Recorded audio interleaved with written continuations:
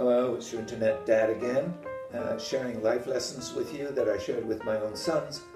I hope they'll help you thrive and survive in the 21st century. It's a part of a whole series. Don't forget, if you like what you see, press subscribe. We send out videos every Wednesday and Sunday on a variety of subjects, so you won't miss one. Today's subject is entitled All Tied Up, which just is helping you to choose a tie that will go with the right shirt. And remember that women have wonderful color palettes in their choice of clothing and colors. We don't. We walk around in somber dark blue or dark gray suits or navy blue blazers, and the only flash of color we have is our tie. It also makes you look taller because of the vertical line. So don't squander it with bad choices. You can get it right the first time, and then you can build a tie collection obeying the rules that I'm suggesting, and you won't go wrong. The first rule, of course, of ties is the tie length, and that is the end of the tie should rest over the belt buckle. Too short, it looks awful. Too long, it looks awful. So if you tie the tie in the morning and you see it's not over the belt buckle, undo it and retie it until it is correct. While you're doing it, make sure you're using the keeper, this little label here, where the shorter and thinner end goes, and it'll look really nice. Now, in terms of your choices, I always recommend buying silk ties. They will hang much better, they'll feel much better, and polyester really feels rough and cheap, and it can be noticeable. It doesn't cost that much more to buy silk, and your tie will last a long time. So that's the first rule. If you can, when you buy that tie, do so in natural light, and by that I mean not the neon light of the store. I've actually asked permission to go out of the store so I could look at the tie standing on the sidewalk. Hopefully they would trust me not to run off. But it is amazing the difference. And all of us probably have one or two ties in our collection that we've never worn again. It was too neon or too flashy, but it looked good in the store. In terms of buying the tie, no fat ties, please, but equally no skinny ones. This is the correct width for a tie to balance your suit or sport coat, so stick to that.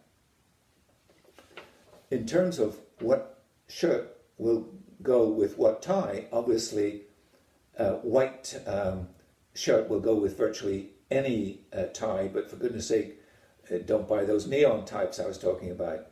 It'll always look good, but when you get involved in striped shirts, check shirts, or pattern shirts, you're going to have to obey certain rules.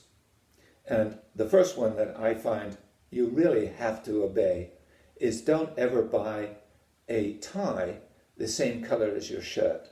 Now you look at this tie that I've got here, it looks pretty reasonable, nice tie, but what if I had bought instead this tie? Across the room, it would look as if I'm not wearing a tie at all. You've lost the vertical, you've lost the color, they've lost the opportunity to show your personality. So don't do it. A slightly less of a problem is striped shirts and striped ties, like this one. I personally argue against it. Too many stripes. You've lost an opportunity to use a plain or pattern shirt with this striped tie.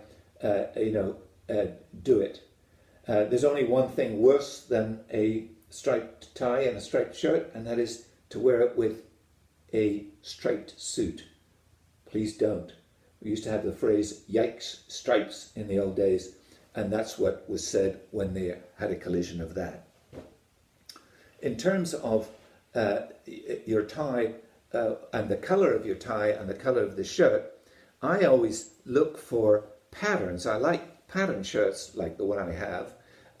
Here's a good example of it where the green of that saddle is the same green as the shirt. So it will always look good together. And like this one, which has a small pattern of pale blue, working well with the background shirt. One thing that I would say is, if you do choose silk ties, do remember that they will get dirty. Your hands will have perspiration on them or grease or whatever, and when you're tying the knot, it'll always be more or less on the same place. And you may not notice that there's a problem. So what you do is undo the tie, stretch it out, in natural light preferably, and see if there's a dark stain in the center of the tie. That's the grease from your fingers. It'll shorten the life of your tie. Do send it to a dry cleaners. You may have heard stories about silk ties having a difficult time in a dry cleaners. I found that not to be the case. If you've got a good one, they'll do a good job for you, and it'll look so much better than a slightly greasy silk tie. One other tie that you've got in your collection is a black tie. Plain black tie. It doesn't have to be expensive, but this is to be worn at funerals and memorial services. And if you suddenly are faced with the need to go to one, you don't have to rush around looking for it. Buy one black tie. It'll last you for the rest of your life, and you'll always be ready. Hopefully, having said that, I hope it doesn't get a lot of effort and outings for you. That summarizes my suggestions on the tie. Do remember, if you have a friend that you feel would find this useful, by all means send them the link. So, till next time.